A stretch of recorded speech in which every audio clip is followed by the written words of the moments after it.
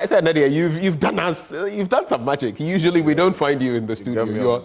You're on Zoom, but today we are seeing you here. Yes. In the flesh. Clearly. Thank you for coming. Things have changed one way or the other. So, gentlemen, just hold for me because Prof has that background in actuarial science. I would want him to situate the conversation for us. Recently, we heard from the ILO stating that, listen, things are not very well with SNIT, and that come 2036, all of this could go under. There are different breakdowns to what they said. But having read that statement and juxtaposing that with your expertise in actuarial science, what is your fundamental understanding of what is happening? Is the ILO getting it right? Are they missing something? Is SNIT getting it right?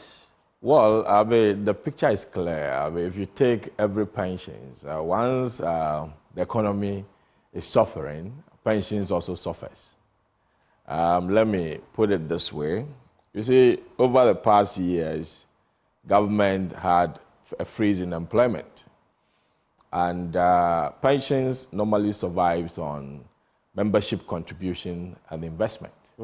I mean, we can break the investment down into financials, non-financials, real estate, and all those, assets that the pension fund can own.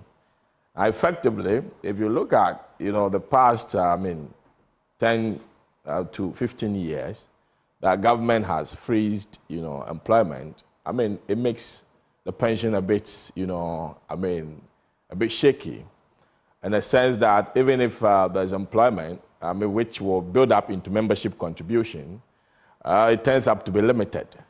And so you ask yourself the consistencies, and I'm trying to situate this, to, the economic performance. When you look at unemployment, I did a work with some of my students, kind of a survey, and we realized that a typical Ghanaian, right, who has, finished university, has to wait for about 10 years before he settles on a job. Before the 10 years, yes, before the 10 years, wow. Before the 10 years, that, person's job is inconsistent. So you see him going on and off of on a job, trying to find some studies to do and all those. All these things are things that clearly affect membership contribution. And so when you put all together, and if you take the pension space in this country... So it even means that by the time the person starts contributing... he's already exhausted chunk of his time. He has only 20 years on the job to contribute. Right. And that affects the pensions as well, the longevity. And then also, whilst, things are deteriorating on the economic side, people are becoming aware of themselves. So the life expectancy, if you look at, the past years, it was around 58. Now it has moved to 62 on the average. So that tells you that people are living longer. And so if you have a pension structure where those who are supposed to, feed into it are not there, and then those who are, supposed to, be paid pensions are living long, then you're going to have, a problem. You'd have a crisis on your hand because not enough people are contributing. More or less. And more people are also exactly going to be surviving for long. Relying on that. So we call something longevity risk. Let me correct you. You mentioned that, to actuarial science. I taught in the actuarial science department at university. Okay. My background is financial mathematics. And my PhD is in applied economics. Then I have big eyes for some of these things because of the background.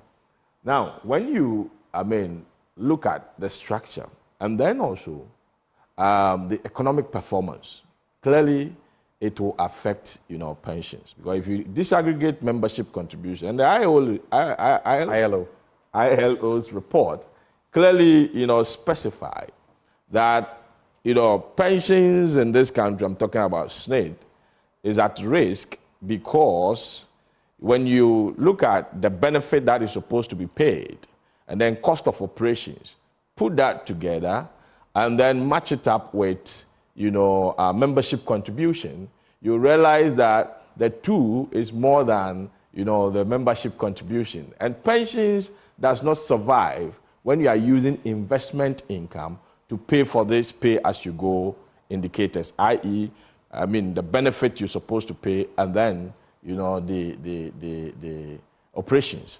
We normally use members' contributions for this, operations and then pay-as-you-go expenditures. So if it turns up that you have to fall on your investment that you are doing to come and pay some of these operation costs and then, regular pensions, benefits that you have to pay, then it makes, the pensions quite, risky. If you put all together, you come to appreciate that even the pay slip that we have in this country also makes the pensions quite a bit risky. The reason why I'm saying, yes.